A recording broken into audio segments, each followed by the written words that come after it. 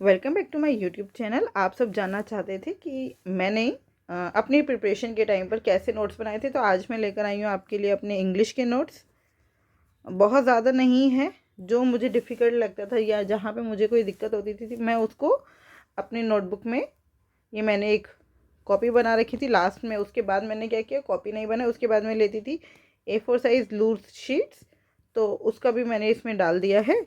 तो हम देखते हैं, जैसे अब ये इम्प्रूवमेंट या एरर वाले क्वेश्चन थे, तो जो जहाँ जहाँ मुझे, जैसे अब ये नो इम्प्रूवमेंट है, तो इस वाले में कोई इम्प्रूवमेंट की नीड ही नहीं है, तो ये भी हमें पता होना चाहिए, तो इसको भी मैंने लिख के रख लिया। ऐसे सारा जो जो मुझे लगता था यहाँ पर ये मुझे प्रॉब्लम कर सकता है, उसको मैं यहाँ पे लिख लेती थी। जैसे अब ये हम नीचे देखते हैं।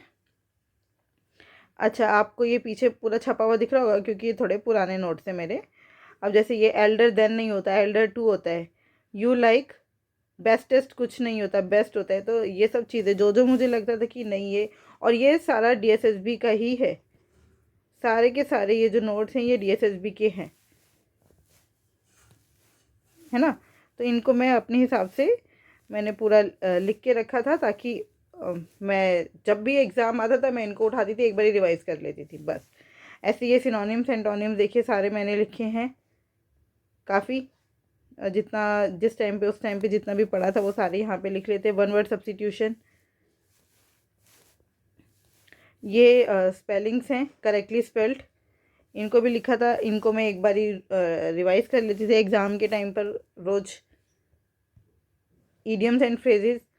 अच्छा, एक चीज़ का याद रखना है आपको कि नंबर हमेशा एक बुक को 5 बारी पढ़ने से आते हैं, ना कि 5 बुक को एक बारी।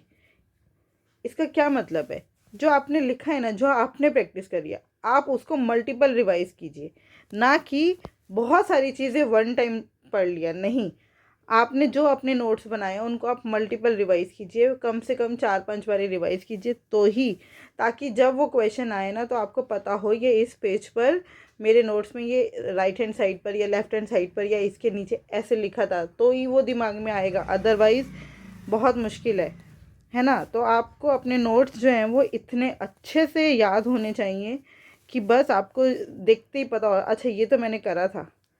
अब ये मैंने ये A4 साइज शीट पे जो मैंने अभी थोड़े टाइम पहले बनाए थे, ये इसलिए ये ज़्यादा नहीं है, थोड़ा ही पढ़ पाई थी उस टाइम पे मैं। तो ये सेंटेंस इम्प्रूवमेंट या जो भी मुझे लग रहा था मैंने सारा लिख दिया। One who abundance religious faith apostate, है ना। तो जो भी आपको लगे उसको आप ज़रूर लिख लो। सिनोनिम्स एंटोनिम्स, तो मेरे को A4 साइज शीट वाला मेथड ज़्यादा अच्छा लगता है। क्यों? क्योंकि उसके पीछे हम शीट्स पे शीट्स लगा सकते हैं। तो इस तरीके से मैं अपने नोट्स बना रही थी।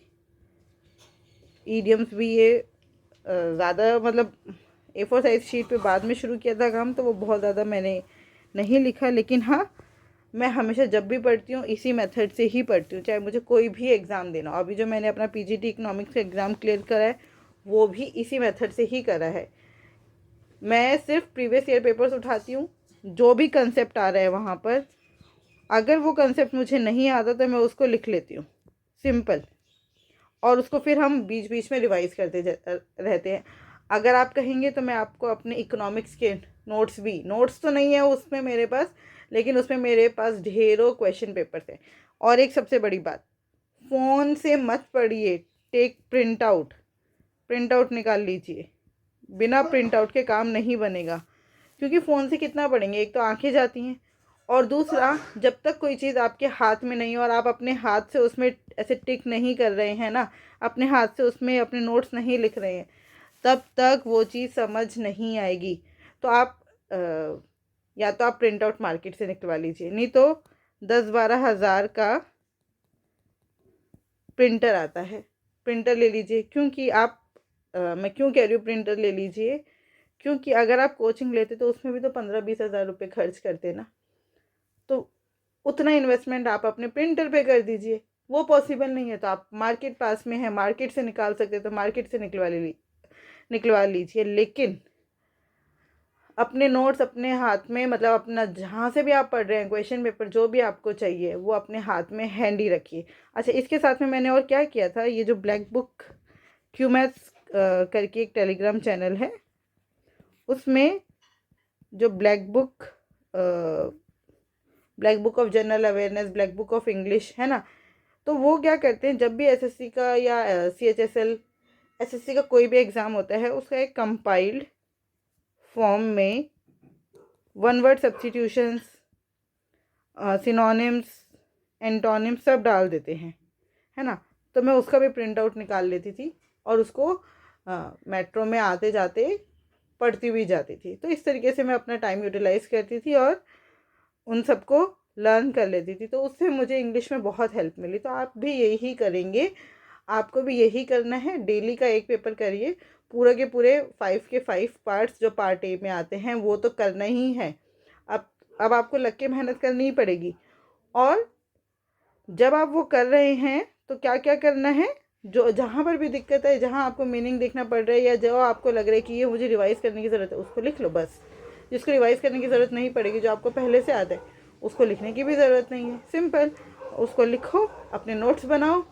जो ब्लैक बुक ऑफ इंग्लिश के जो कंपाइल्ड फॉर्म में नोट्स पढ़े हैं, जो ब्लैक बुक की जो कंपाइल्ड फॉर्म में पढ़े हैं, उनके टेलीग्राम चैनल पे उनको आप प्रिंट आउट निकलवाइए, उनको रिवाइज़ कीजिए। इंग्लिश में इतने से हो जाएगा काम, ठीक है। बस आपको प्रैक्टिस करनी है। The more you practice, the better it will be for you. Thank you.